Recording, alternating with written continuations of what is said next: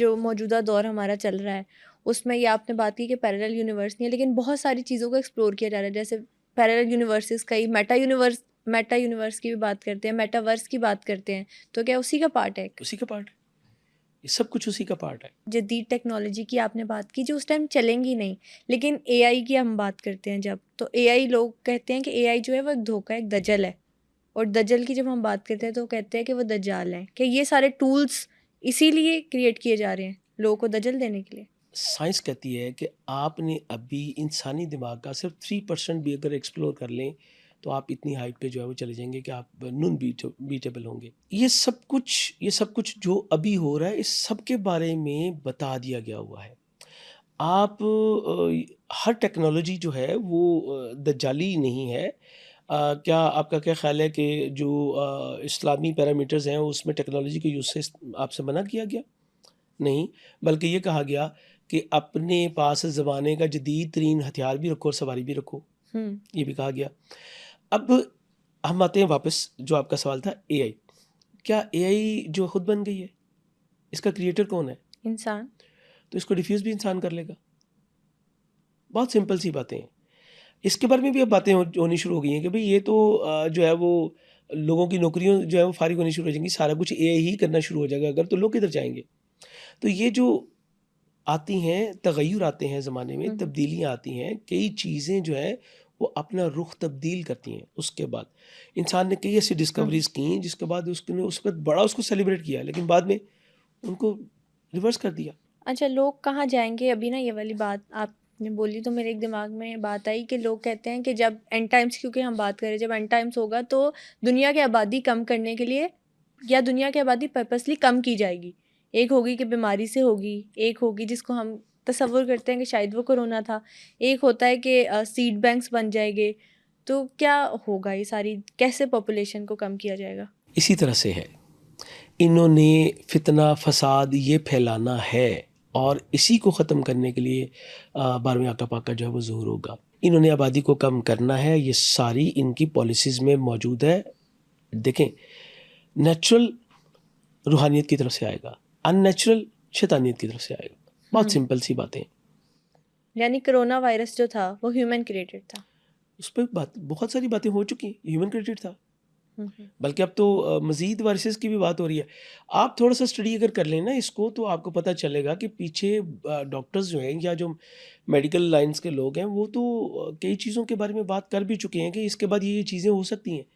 Human body में ये तग़य्युर आ रहे हैं, पीछे ये चीज़ें जो है वो डेवलप हो रही हैं। मुझे याद है आज से कोई शायद 10-12 साल पहले हमारे एक पुराने डॉक्टर हैं, मैं उनको मिलने के लिए गया तो वो एक ऐसे इंस्टीट्यूट में बैठे थे जो गवर्नमेंट की तरफ से था। वो ये रिसर्च कर रहे थे कि आज से 5 साल बाद, 7 साल बाद कौन-सी बीमारी आएँगी। ओह! तो ये कौन-सी ऐसी बड़ी बातें हैं? दुनिया तो इससे बहुत आगे चली गई। एक जैसा कि ये भी बात मानी जाती है कि जो कोरोना वायरस के टाइम पर हमें वैक्सीनेशन लगाई गई, तो जब हम एंटी क्राइस्ट की बात करते हैं, दज्जाल की, तो वो भी कहा जाता है कि हर बंदे पर एक टैग होगा, उसके आने से पहले एक नंबर होगा। तो क्या हम उसको अज़्यूम कर सकते हैं? बिकॉज़ कि ये एक सिस्टम है परवरदिगार का, हुँ, अ, जो उसकी पैरवी करेंगे, हुँ, हुँ, वो किसी टैग में जो है वो नहीं जाते। वो किसी टैग के अंडर नहीं आते। और टैग होता क्या है? वही टैग है कि भई ये इतने बंदे जो हैं वो हमारे हामी हैं। मिसाल हुँ, के हुँ, तौर पे आप एक रेफ़रेंडम करवाते हैं। हुँ, हुँ। भई इसके हामी कौन है और इसके मुखालिफ कितने हैं? तो ये टैग है ना, बिल्कुल सही। बहुत सिंपल है। उस टैग की ज़रूरत क्या है? मतलब ज़बरदस्ती होगी कोई?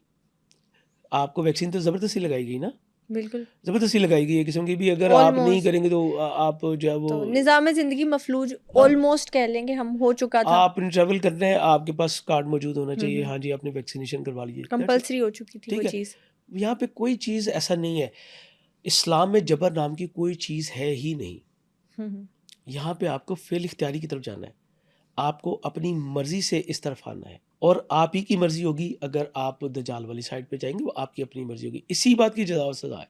सज़ा और जज़ा की हम बात कर रहे हैं और हमने एंड टाइम प्रोफेसीज़ की उसमें आपके साथ डिस्कशन की। एक चीज़ पे मैं बात करना चाहती हूँ कि मौजूदा दौर की जब हम सारी चीज़ों पे बात करें तो उसमें ये देखा जाता है कि ऑकल्ट प्रैक्टिसेस जब हम कहते हैं कि वो बहुत ज़्यादा बढ़ती जा रही हैं।